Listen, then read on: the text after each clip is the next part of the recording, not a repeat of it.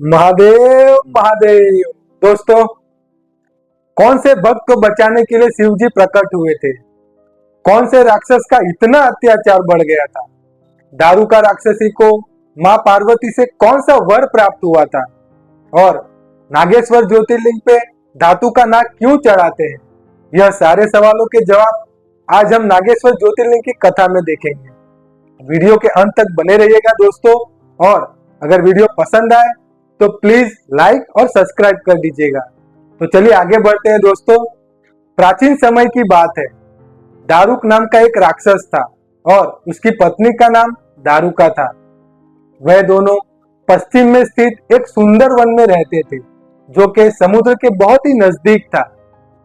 वह वन 64 कोस लंबा और चौड़ा था। वहां पे रहने वाले मनुष्य दारुक और दारुका से बहुत ही परेशान रहते थे। एक दिन वह सब मिलके ऋषि औरों के पास गए। उन्हें अपनी व्यथा सुनाते हुए कहा, हम आपकी शरण में आए हैं, कृपया हमारी रक्षा कीजिए। तब ऋषि औरों ने उन्हें शांत करते हुए कहा, आप लोग बिल्कुल ही निश्चिंत रहे। फिर ऋषि औरों ने उन राक्षसों को श्राप दे दिया और कहा, अगर अब से कोई भी राक्षस धरती पर हिंसा करेगा या फिर किसी भी ऋषि मुनि का यज्ञ भ्रष्ट करेंगे तो उनका सर्वनाश हो जाएगा। इधर देवताओं को जब पता चला कि राक्षसों को यह शाप मिला है, तब उन्होंने राक्षसों पे आक्रमण कर दिया। दोनों के बीच भयंकर युद्ध शुरू हो गया। फिर देवताओं ने हजारों राक्षसों को मार डाला। इधर दारुका ने जब देखा कि राक्षसों का नाश हो रहा है, तब दारुका को अपना वर याद आ गया और उसने राक्षसों से कहा, आप लोग बिल्कुल ही निश्चिंत रहे, मैं आपको अवश्य ही भयमुक्त कर दूंगी। दोस्तों, यहाँ पर हम आपको एक बात बता दें कि दारुका को मां पार्वती से यह वर प्राप्त हुआ था कि वह वो नगरी उठा करके कहीं पे भी स्थित कर सकती है। तब अपने वर अनुसार दारुका ने वह नगरी उठा करके समुद्र के मध्य में स्थित कर दिया, जिससे सारे राक्षस सुरक्षित हो गए। फिर एक दिन दारुका घूमते हुए धरती पर आ गई। उसने देखा कि बहुत सारे मनुष्य समुद्र के रास्ते नाव में बैठ के धरती पर आ रहे हैं। तब उसने यह बात राक्षसों को बताई। राक्षसों ने सभी मनुष्यों को पकड़ के कैद खाने में कैद कर लिया। उन्हीं मनुष्यों में एक सुप्रिय नाम का बनिया भी था, जो शिव जी का परम भक्त था। उसने जेल में ही शिव जी का पार्थिव लिंग स्थापित किया और उनकी पूजा करने लगा।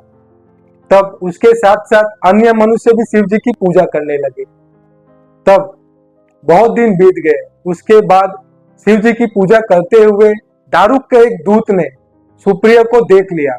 तब सुप्रिय को जब देखा तो दारुक के दूत ने दारुक को यह बात बता दी। यह सुन के दारुक तुरंत ही जेल में पहुंच गया। उसने जेल में पहुंचते ही सुप्रिय से कहा, बनिए तू किसकी पूजा कर रहा है, बता, वरना मैं तुझे मार डालूंगा। तब सुप्रिय ने कोई भी उत्तर नहीं दिया। दारुक के बार बार पूछने पर भी सुप्रिय ने उत्तर नहीं दिया। तब दारुक ने क्रोधवश अपने राक्षसी सेना को सुप्रिय को मारने का आदेश दे दिया। इधर सुप्रिय दोनों हाथ जोड़े, दोनों आंखें बंद करके भगवान शिव की स्तुति करने लगा। शिव जी से कहा, हे प्रभु, मैं आपके शरण में आया हूँ, कृपया मेरे प्राणों की रक्षा कीजिए। तब भक्त वत्सल भगवान शिव वहां पर प्रकट हुए। उन्होंने सुप्रिय की तरफ राक्षसों को बढ़ता देख पाशुपात अस्त्र उठा लिया और एक ही पल में सभी राक्षसों का नाश कर दिया। फिर सुप्रिय ने यह देखा और शिवजी ने सुप्रिय से कहा, पुत्र, अब से यह नगरी राक्षसों से मुक्त हुई और अब यहाँ पर सिर्फ ब्राह्मण, वैश्य, शूद्र, क्षत्रिय आदि ही वास करेंगे और उसके साथ साथ मेरे भक्तगण भी यहाँ की शोभा बढ़ाएंगे। उधर दूसरी तरफ दारुका मां पार्वती की स्तुति कर रही थी और उसने उनको प्रसन्न कर लिया।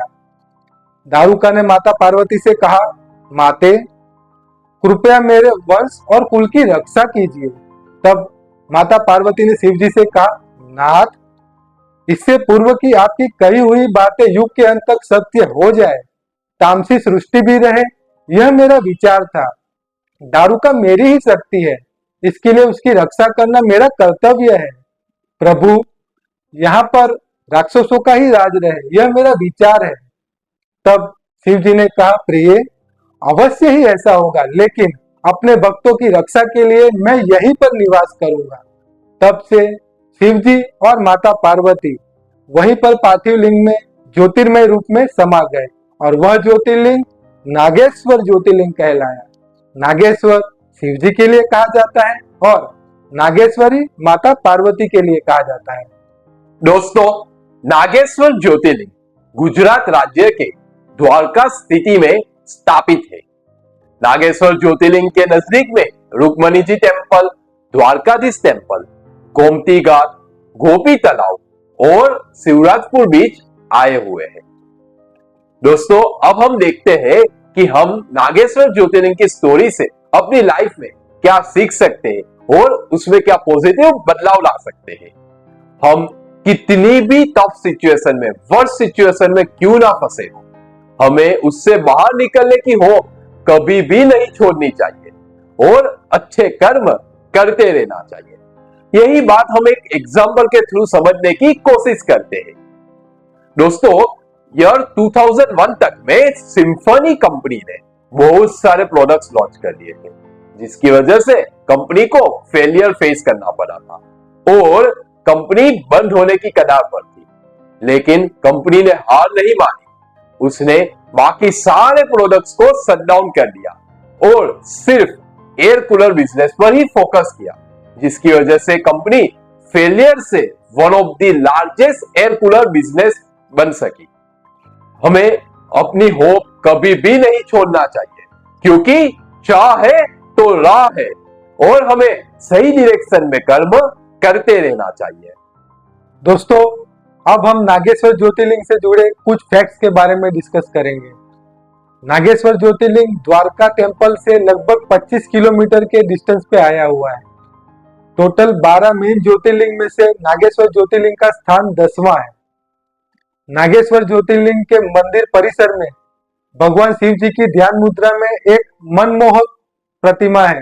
वह प्रतिमा 125 फीट बड़ी और 25 फीट चौड़ी है। यह मूर्ति आपको 2 किलोमीटर दूर से ही दिखने लगती है। नागेश्वर ज्योतिर्लिंग के ऊपर धातु के नाग नागिन चढ़ाने का भी मान्यता है।